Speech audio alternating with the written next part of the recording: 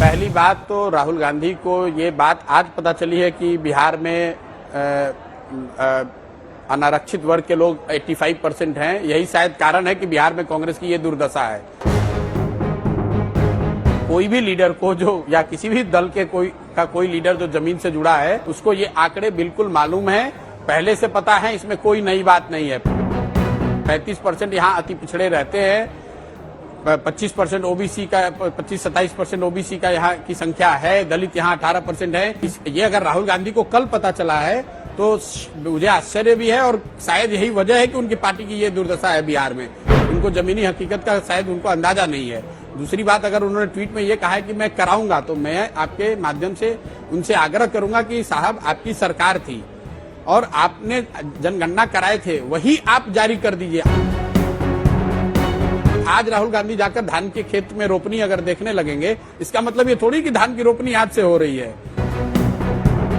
बिहार के जातिगत सर्वे के आंकड़े जारी होने के बाद कांग्रेस सांसद राहुल गांधी ने ट्वीट किया था कि जितनी आबादी उतना हक। इस पर जन सुराज के सूत्रधार प्रशांत किशोर ने तंज कसते हुए कहा, राहुल गांधी को आज पता चला है कि बिहार में अनारक्षित वर्ग के लोग 85% हैं।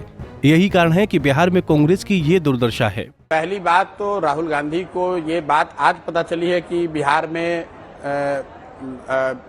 अनारक्षित वर्ग के लोग 85% हैं। यही शायद कारण है कि बिहार में कांग्रेस की ये दुर्दशा है।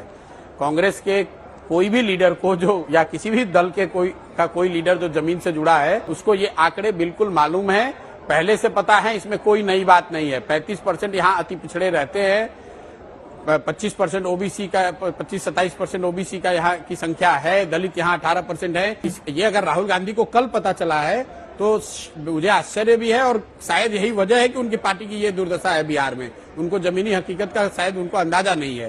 दूसरी बात, अगर उन्होंने ट्वीट में ये कहा है कि मैं कराऊंगा, तो मैं आपके माध्यम से उनसे आग्रह करूंगा कि साहब आपकी सरकार थी और आपने जनगणना कराए थे, वही आप जारी कर दीजिए। आगे जब होगा तब तो, अब कब सरकार में आप आएंगे नहीं आएंगे वो तो बात की बात है। पहले जब आप सरकार में थे, जातिगत जनगणना कराई गई थी पूरे देश में, उस समय आपने क्यों नहीं जारी किया, पहले ये बता दो।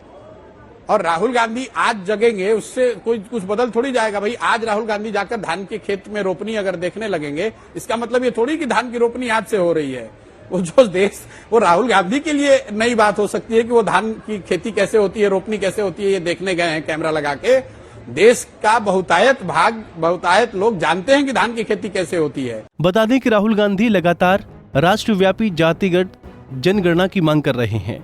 वो ये भी चाहते हैं कि ओबीसी को उनकी आबादी के हिसाब से प्रतिनिधित्व मिलना चाहिए। यही वजह है कि राहुल गांधी ने जितनी आबादी उतना हक की मांग की है। बीते सोमवार को राहुल गांधी ने ट्विटर पर एक पोस्ट कर लिखा, बिहार की जातिगत जनगणना से पता चलता है कि वहां ओबीसी, एससी, एसटी 84% हैं। केंद्र सरकार के 90 सचिवों में सिर्फ 3 ओबीसी हैं, जो भारत का मात्र 5% बजट संभालते हैं। इसलिए भारत के जातिगत आंकड़े जानना जरूरी है। जितनी आबादी उतना हक, ये हमारा प्रण है। राहुल गांधी के इसी पोस्ट के बाद से बिहार की सियासत एक बार फिर से तेज हो गई है, तो वहीं नेताओं के बीच बयानबाजी का सिलसिला भी शुरू हो चुका है। पंजाब केसरी टीवी के लिए अभिषेक कुमार सिंह की रिपोर्ट। हमसे जुड़े रहने के लिए हमारे YouTube चैनल को सब्सक्राइब करें और नई वीडियो की नोटिफिकेशन के लिए बेल आइकॉन को दबाएं।